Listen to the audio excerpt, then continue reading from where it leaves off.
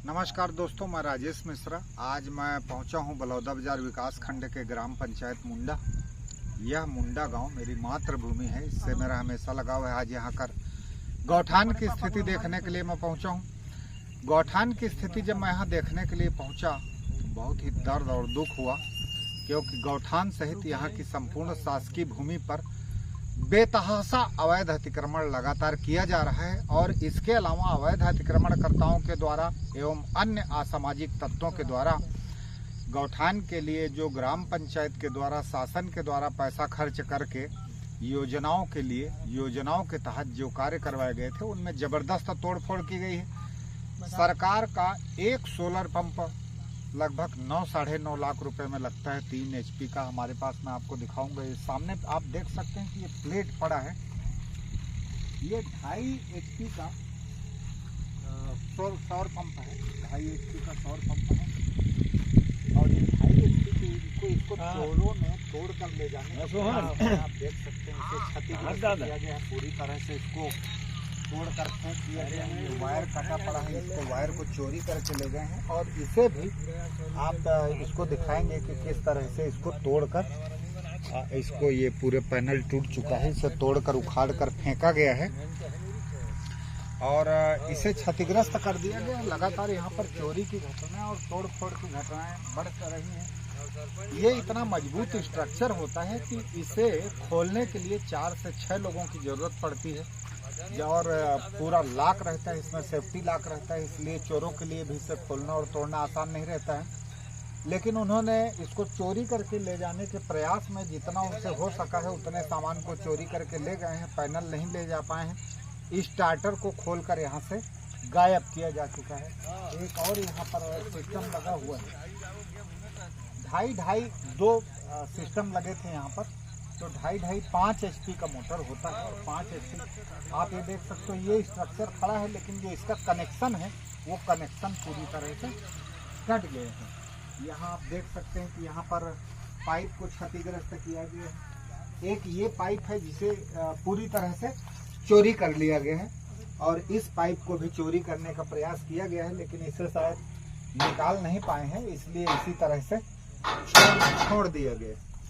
तो आप देख सकते हैं कि लाखों रुपए, 10 लाख रुपए, 9 लाख रुपए की कीमत का यह सोलर पंप जो सरकारी राशि से ग्राम पंचायत मुंडा के गौठान में लगा है, यह चोरों और असामाजिक तत्वों की भेंट चढ़ गया है। जिसके कारण यहाँ पर मैं आपको और अपने गौठान में आपको मैं बोलूँगा कि आप हमारे साथ आइए। अभी हमारे यहाँ पर कुछ गाँव के युवा साथी हैं, उनसे भी हम बात करेंगे। ये वर्मी कंपोस्ट बनाने के लिए टांके बनाए गए थे, आज ये पूरी तरह से बर्बाद हो चुके हैं। आपको मैं और लेकर चलता हूँ आगे। यहाँ किस तरह से पूरी सीट को तोड़ दिया गया। पूरी सीट, ये सीमेंट के आप टुकड़े देख रहे होंगे, ये सीमेंट के टुकड़े जो सीट होती है, इसके सीट के सीमेंट टुकड़े कर दिए हैं। 1 2 3 4 5 वर्मी कंपोस्ट के टांकों के ऊपर बने हुए सीमेंट के पूरे स्ट्रक्चर को तोड़ दिया। पाइप को चोरी करके ले गए हैं, जो लोहे के पाइप लगे हुए थे। आपको मैं दिखाता हूँ, इसमें इस तरह के ये लोहे के पाइप लगे रहते हैं, इनको उखाड़ ले गए हैं और ये सीमेंट का रहता है, इसलिए इसे पूरी तरह से तोड़ दिया गया है।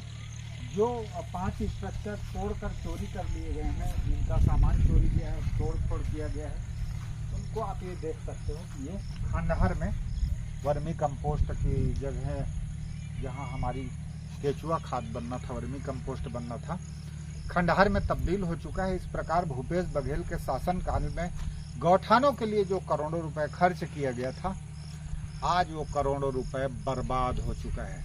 ये गौठान के लिए आरक्षित भूमि है। हमारे ग्राम पंचायत मुंडा में बहुत सी जमीन है, लेकिन आपको दिखाऊंगा कि ये गौठान के अंदर में ये एक प्रकार का कब्जा दिखाई दे रहा है। यहाँ पर पैरा रखा हुआ है। ये पैरा इस तरह से रून कर रखा गया है कि यहाँ पर आने वाला कोई भी मवेशी इस पैरे को खा न सके, क्योंकि ये चारों तरफ से। यहाँ पर एक माता भी दिखाई दे रही हैं और ये यहाँ पर काम कर रही हैं। हम माता राम से बात करने का प्रयास करेंगे। माता जी नमस्कार। हाँ, तो ये हमारे पड़ोसी मिल गए हैं, इनका हमारे परिचित हैं गोवर्धन भैया, गोवर्धन वर्मा जी। और ये लोग यहाँ पर एक काम कर रहे हैं, ये इनका पैरा रखा हुआ है। तो अब गांव में तो हमारे लगभग सभी परिचित हैं, हमारा सभी गांव वासियों से प्रेम है। और अब गोवर्धन भैया मिल गए हैं, तो अब जैसे हमारा कोई अपना आदमी मिलता है तो हमारी जुबान में ताला लग जाता है, क्योंकि हम संबंधों के जो जाल में फंसे हुए हैं, उसके कारण हम कई बार सच की बातों को दिखाने के लिए हिचकते हैं, झिझकते हैं। और इसी झिझक के साथ मैं आपसे आगे बढ़ता हूँ। मैं यहाँ पर बात नहीं करूँगा और मैं गोवर्धन भैया को और वहाँ उपस्थित माता राम को नमस्कार करता हूँ। मैं आपको दिखाऊंगा कि वहाँ दूर आप देख सकते हैं जो मिट्टी के ढेर हैं और वहाँ पर वो ट्रैक्टर चल रहा है, वह भी सरकारी भूमि है। और वह सरकारी भूमि भी अवैध अतिक्रमण की भेंट चढ़ गई है। आगे में और वहाँ पर 2-3 मकान दिखाई दे रहे हैं, 4 मकान दिखाई दे रहे हैं, वह सब भी अवैध अतिक्रमण की भेंट चढ़ चुके हैं। इसी प्रकार गोठान से बाहर जब हम जाते हैं तो वहाँ पर भी अवैध अतिक्रमण बेतहाशा बड़े पैमाने पर लोगों के द्वारा लगातार किया जा रहा है। ये एक बड़ी चुनौती है और बहुत बड़ी समस्या है। इस समस्या को किस प्रकार हल किया जाए। जब भी ग्राम पंचायत की ग्राम सभा होती है और अवैध अतिक्रमण हटाने का मुद्दा आता है तो गांव के लोग सिर्फ एक ही बात बोलते हैं कि पहले गांव में बस्ती के शुरुआत से कब्जा तोड़ना शुरू करो, उसके बाद मेरे कब्जे को तोड़ना। और जब बस्ती के शुरुआत से अवैध अतिक्रमण तोड़ने की बात आती है, वहीं पर ग्राम सभा में हमेशा विवाद हो जाता है और अवैध अतिक्रमण का चैप्टर क्लोज हो जाता है और यह अतिक्रमण अपने तीव्र गति से आगे लगातार बढ़ते चला जा रहा है।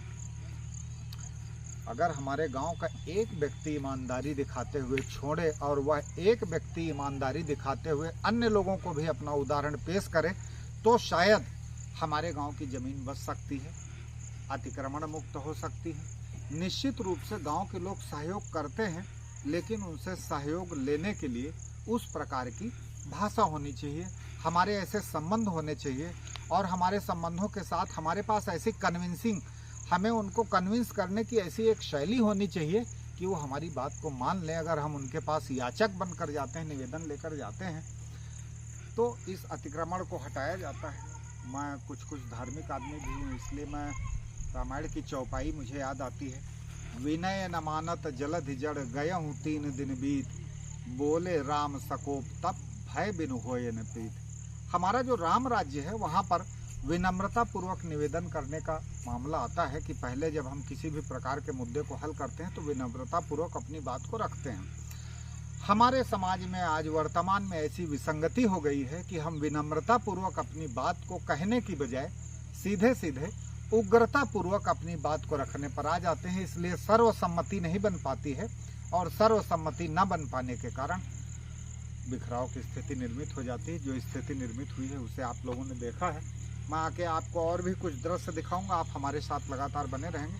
और हम चलते हैं, यहाँ पर कुछ और गांव के युवा लोग बैठे हैं, उनसे भी पर चर्चा करेंगे कि उनका क्या कहना है। हमारे गांव में एक और समस्या है कि कई जगहों पर अवैध रूप से शराब बिकती है और शराब बिकने के कारण हमारे समाज का अधिकांश जो युवा वर्ग है वो नशे की गिरफ्त में आते जा रहे हैं। संगति का प्रभाव होता है, अगर अच्छी संगति मिलती है तो अच्छे संस्कार होते और कुछ अच्छी जगहों पर मोटिवेट होते हमारे युवा वर्ग के लोग, लेकिन अच्छे कार्यों के लिए मोटिवेट होने के बजाय नशे की गिरफ्त में चलते जा रहे हैं, क्योंकि कुछ लोग अपने स्वार्थ और लालच के कारण इस अवैध नशे की बिक्री के कारोबार को रोकना नहीं चाहते हैं। हमारे पास यहाँ पर लोग बैठे हैं। नमस्कार सर, आप सभी को नमस्कार। नमस्कार सर। ये गोठान आपका है, ये पूरा टूट फूट गया? हाँ, टूट फूट गया। कब से कैसे टूट फूट गया? ये भैया अब क्या पता, चोरी भी कर सकते हैं, पाइप तो नहीं है इसमें। पाइप नहीं है, चोरी भी कर सकते हैं। हाँ, तो कुछ भी हो सकता है, चोरी किया गया, तोड़ा गया है।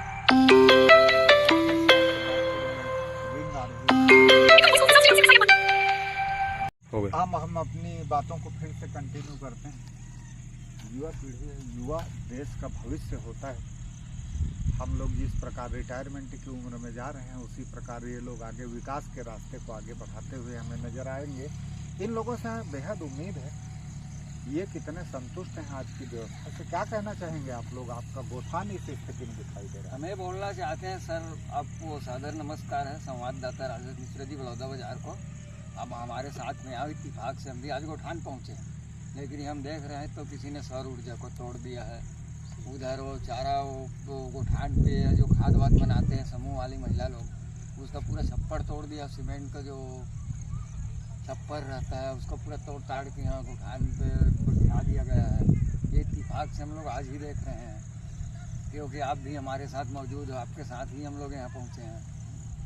ये इत्तेफाक है और मैं इनके इत्तेफाक से मैं इत्तेफाक नहीं रखता, क्योंकि ग्राम पंचायत के जिम्मेदार सरपंच, सचिव और उन लोगों की जिम्मेदारी होती है कि जो उनकी संपत्ति है उसकी निगरानी और देखरेख वह सतत प्रक्रिया के साथ करते रहें। अगर सतत प्रक्रिया के साथ यह निगरानी और देखरेख होती और व्यवस्था उस प्रकार से चलाई जाती तो शायद इस प्रकार से अराजकतापूर्ण और तोड़ फोड़ वाला माहौल हमें दिखाई नहीं देता। तो हम चाहते हैं सर, इसके लिए जांच वाँच किया जाए और जो ये किया है उसको कानूनी तत्काल कार्रवाई हो, उस पर जो भी जो लगेगा जैसा हो कानून जैसा। तो इसके संबंध में आज आप लोग जाने के बाद फोन से संपर्क को सरपंच को आप जानकारी देंगे? जानकारी हम अभी सोहन भाई है, उसका नंबर मिला, सरपंच का नंबर नहीं है, तो बोला भी फ़ोन पे कि हम सरपंच को खबर कर रहे हैं। तो हम सर तो सोहन को बोले कि हाँ भैया मिश्रा जी आए हैं संवाददाता बलौदा बाजार से, हाँ। और यहाँ टूट फूट है तो जानकारी देता हूँ सरपंच करके। वो सरपंच को करके सोहन जी बोले।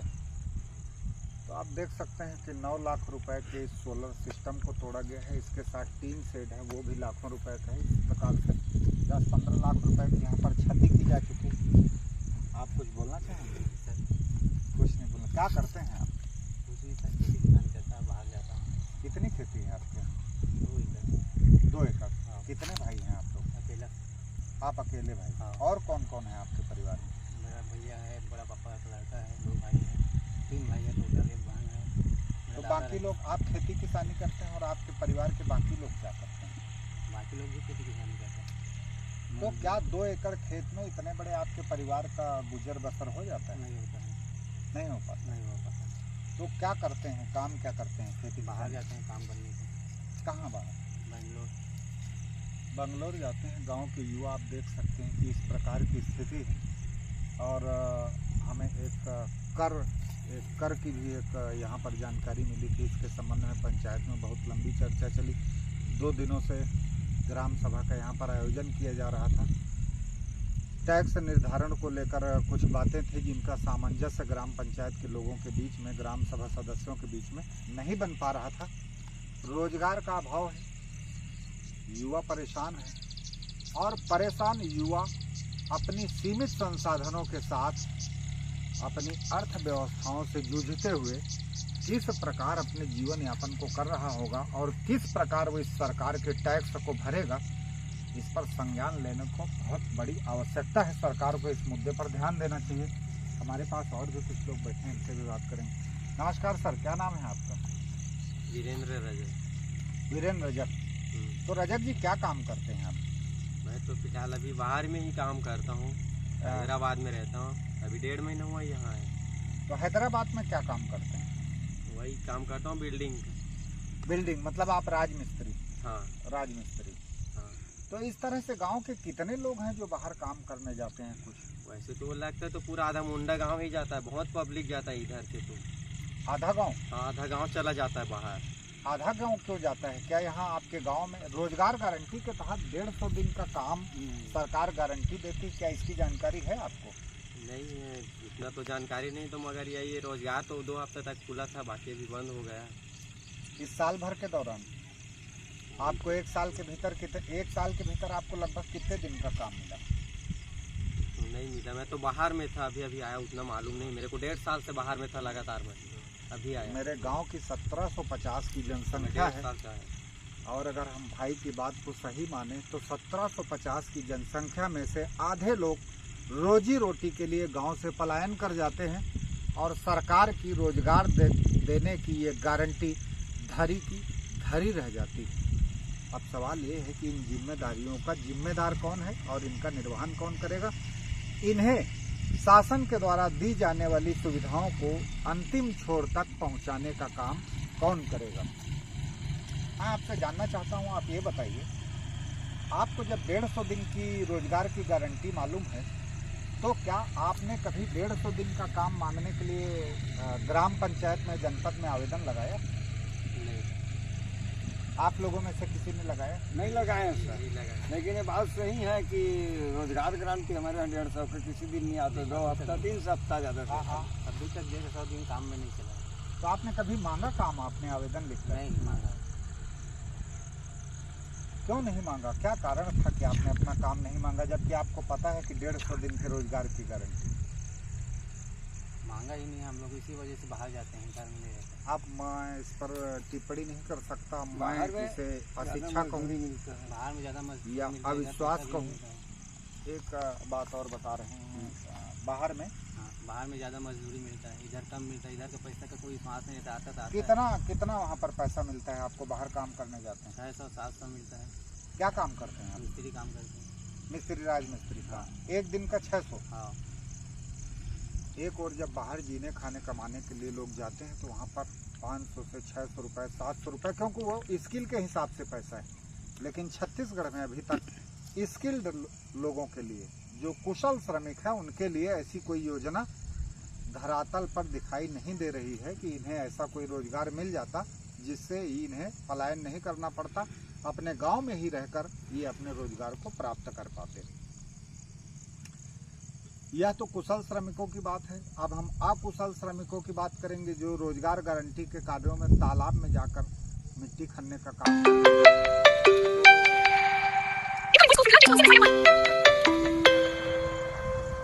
काल कट कर दूंगी, काल कट कर दूंगी।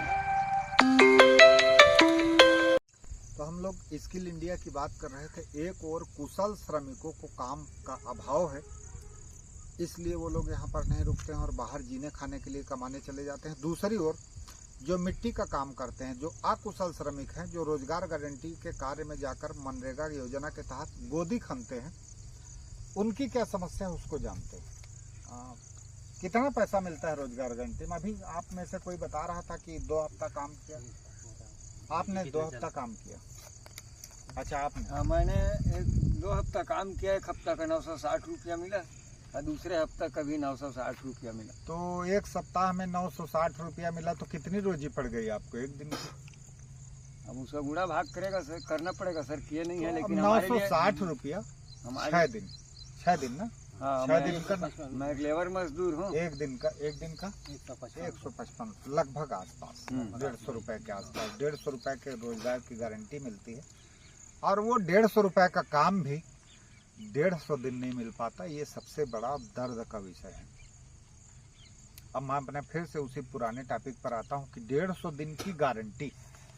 आप लोगों को कभी आपके सरपंच ने, सचिव ने, आपके पंच ने बताया कि अगर आपको सरकार काम नहीं देगी तो आपको पैसा देगी आपके खाते में? नहीं बोला गया सही कभी कभी नहीं बोला गया, नहीं बोला गया। नहीं बोलोगे? हाँ, इसीलिए कभी सब आपने चले ऐसा जाते नहीं बोला, आपके यहाँ किसी पंच सरपंच ने ऐसा कोई? नहीं बोला, कभी नहीं बोला। आप नहीं बताइए। बोला, नहीं बोले? नहीं बोला। आप देखिए, गारंटी देना सरकार का काम है, काम देना सरकार का काम है, लेकिन निचले स्तर पर जिन नेताओं का चयन ग्राम पंचायत और ग्राम सभा के सदस्य करते हैं, वोट लेने के समय वो लोग जाकर पैरों में गिरकर उनसे वोट तो ले लेते हैं, लेकिन अपने बाद की जिम्मेदारियों को भूल जाते हैं, जिसके कारण उनके द्वारा आज तक यह भी नहीं बताया गया कि रोजगार गारंटी के 150 दिन का काम या फिर उसका पैसा हासिल करने के लिए उन्हें आवेदन देना चाहिए। इस तरह से अगर हम देखते हैं तो हमारे समाज के अधिकांश युवाओं को दिशा देने वाला आज के समय में कोई भी नहीं है। अगर यहाँ पर कोई है तो वह सिर्फ अपने वोट बैंक की राजनीति को चमकाने वाले लोग हैं और 2 नंबर का काम करके पैसा खाने वाले लोग हैं।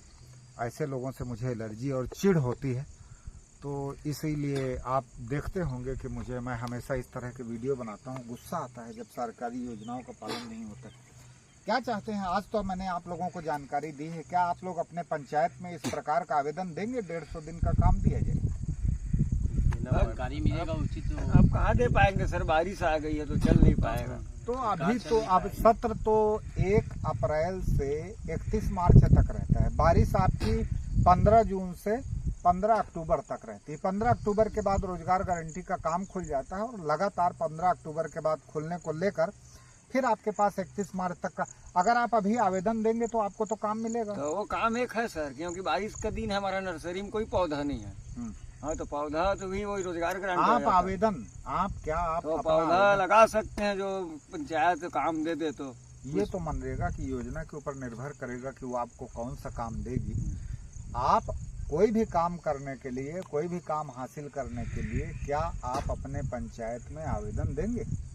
दे सकते हैं सर, लेकिन वही बारिश आ गई और वही वो बता रहे हैं कि इतना 155 रुपया रोजी मिलता है। मैं भी बारिश आना समस्या नहीं, बारिश आएगी निकल जाएगी, ठंड आएगी निकल जाएगी, गर्मी भी आएगी और निकल जाएगी।